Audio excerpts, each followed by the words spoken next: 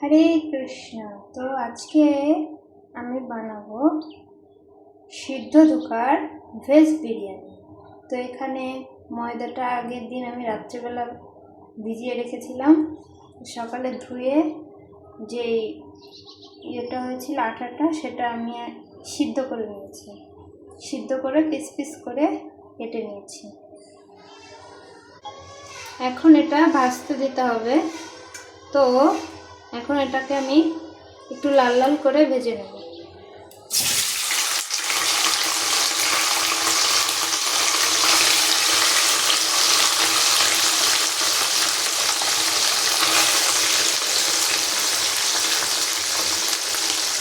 এর মধ্যে দিয়ে দেবো আমি স্বাদ মতো নুন,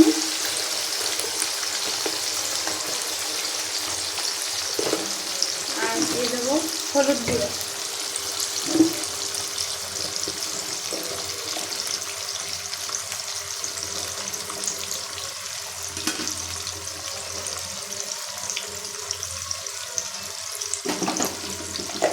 তো এটাকে এখন লাল লাল করে ভেজে নেব। তো এই পর্যায়ে উনানের জাল আমি হাই হিটেই ভেজে নিচ্ছি। এটাকে নর্মাল হিটে ভাজতে হবে না, কারণ এটা সিদ্ধ করা আছে। তো ওই জন্য আমি হাই হিটেই লাল লাল করে ভেজে নেব। তো দেখুন আমার ধোকা লাল লাল করে ভাজা হয়ে গেছে। এর থেকে আর বেশি লাল করব না, এটাতেই হবে।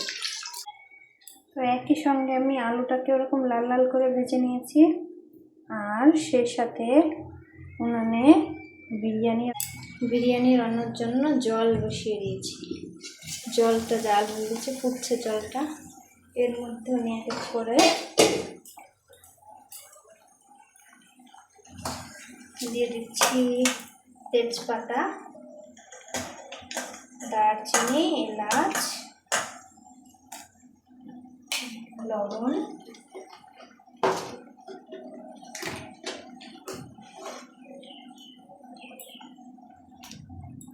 আর দিয়ে দেবো একটু সাদা তেল। তো সাদা তেলটা দিয়ে দিচ্ছি। এখন এটা ভালো করে ফুটিয়ে নিতে হবে। তো যে জলটা আমি ফুটাতে দিয়েছিলাম, এখন এই বাসমতি চালটাকে ধুয়ে আমি এটাকে জলের মধ্যে দিয়ে একটু রান্নার মতো করে নেব। তো যে জলটা আমি বসিয়ে দিয়েছিলাম এটা ভালো করে ফুটেছে, একটু সেন্ট বেরোচ্ছে। এর মধ্যে আমি বাসমতি চালটাকে দিয়ে দেবো। বাসমতি চালটাকে দিয়ে দিচ্ছি এর মধ্যে। তো চালটা আমি দিয়ে দিয়েছি। এখন আমার অপেক্ষা করতে হবে 50% অন্ন যতক্ষণ না হয়। অন্নটা একটু শক্ত শক্ত থাকতে আমি নামিয়ে নেব। তো চলুন এখন আমি বিরিয়ানির জন্য যে ধোকাটা রান্না করব সেটা রান্না করব। তো এখন আমি কড়াতে তেল বসিয়ে দিয়েছি। দিয়ে দিচ্ছি গরম মশলা, দারচিনি, এলাচ আর তেজপাতা।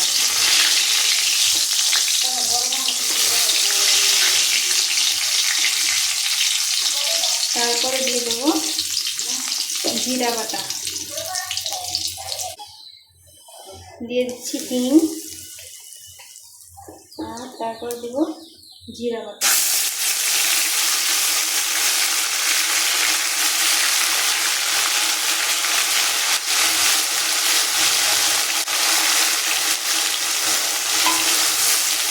জিরাটা একটু ভালো ভাজা হয়ে গেলে এর মধ্যে দেবো লবণ।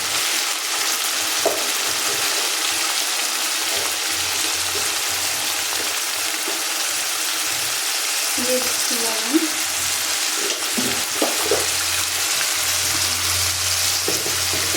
এখন হলুদ দিলাম।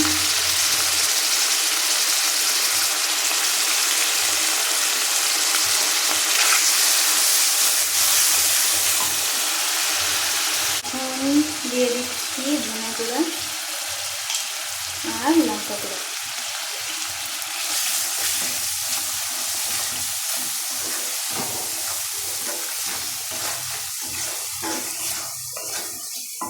এর মধ্যে দিয়ে দেবো আমি টমেটো।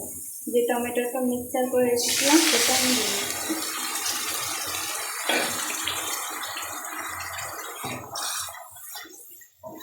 এটাকে এখন ভালো করে কষিয়ে নিতে হবে।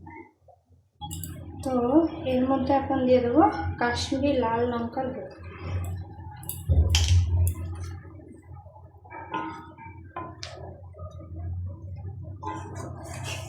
এখন ভালো করে কষিয়ে নেব। তো দেখুন আমার কষানো প্রায় হয়ে এসছে, তেল ছেড়ে দিয়েছে। এর মধ্যে এখন দিয়ে দেবো আমি চিনি।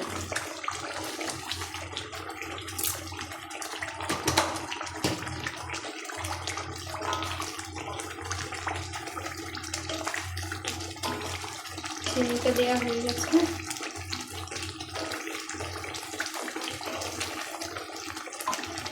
এখন দিয়ে দেবো আমি এর মধ্যে টক দই, পরিমাণ মতো টক দই।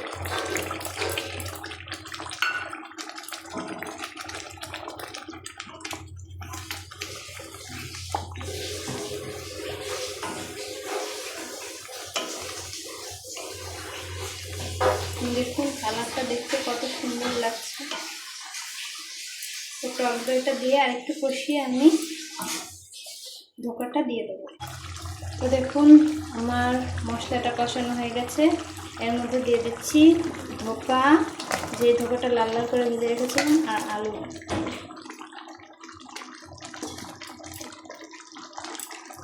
এটাকে ভালো করে এখন একটু কষিয়ে এর মধ্যে দিয়ে দেবো জল।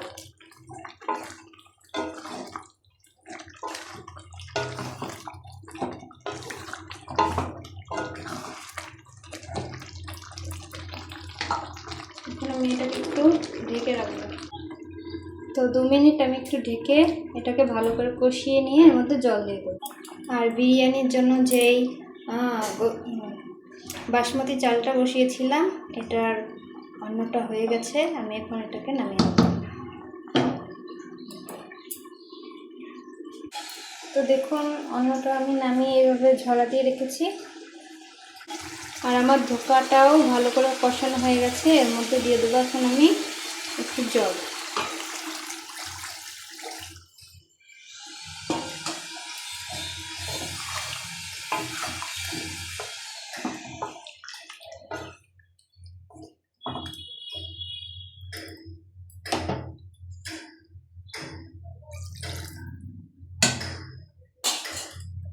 জলটা দেওয়া হয়ে গেল আমার। এখন এটাকে ঢেকে ভালো করে রান্না করে নেব। তো এটা দেখুন আমার রান্না প্রায় হয়ে এসছে। তো এর মধ্যে দিয়ে দিচ্ছি আমি একটু গরম মশলার গুঁড়ো।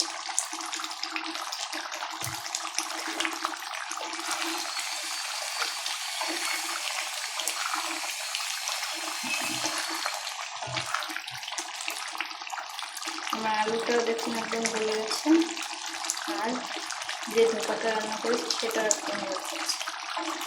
এটা প্রায় হয়ে এসছে। তো এটা আমার হয়ে গেছে। এর মধ্যে দিয়ে দিচ্ছি আমি বিরিয়ানি মশলা।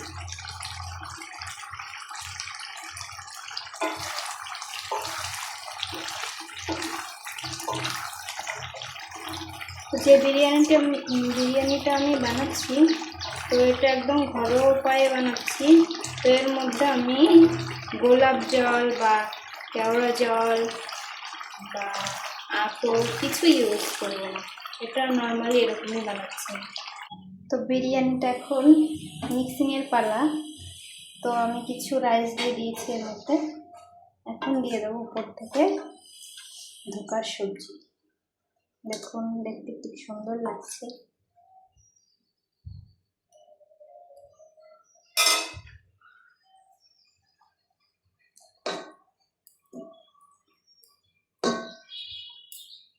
এরপর আমি আরেকটু রাইস দিয়ে দিচ্ছি।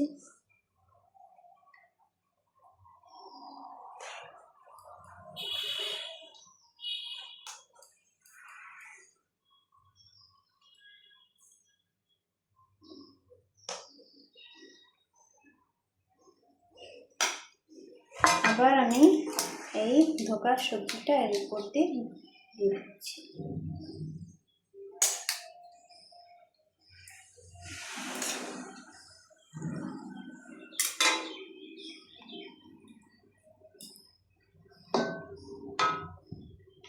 তো এভাবে আমি পরপর অন্ন আর ধোকার সবজিগুলো এভাবে সাজিয়ে দিই।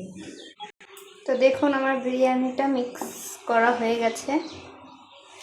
এখন আমি উপর দিয়ে হালকা আর একটু বিরিয়ানি মশলা ছড়িয়ে দিয়ে ব্যাস হালকা আছে উনুনটা জ্বালিয়ে ওটাকে একটু 5 মিনিটের জন্য বসিয়ে রাখবো। তো ফিরে এলাম 5 মিনিট পর, দেখুন আমার বিরিয়ানি রেডি। তো এখন আমি ভগবানকে অফার করবো, এটা ভগবানকে ভোগ নিবেদন করে তারপর আপনাদের আবার দেখাচ্ছি। হরি বল। তো এখন আমি আমার ভগবান নন্দসুদাকে ভোগ নিবেদন করছি, আপনারা দর্শন করুন। হরি বল, হরে কৃষ্ণা। আর আপনাদের যদি এরকম রেসিপি ভালো লাগে তো একটা লাইক এবং চ্যানেলটিকে সাবস্ক্রাইব করবেন। হরে কৃষ্ণা, হরি বল।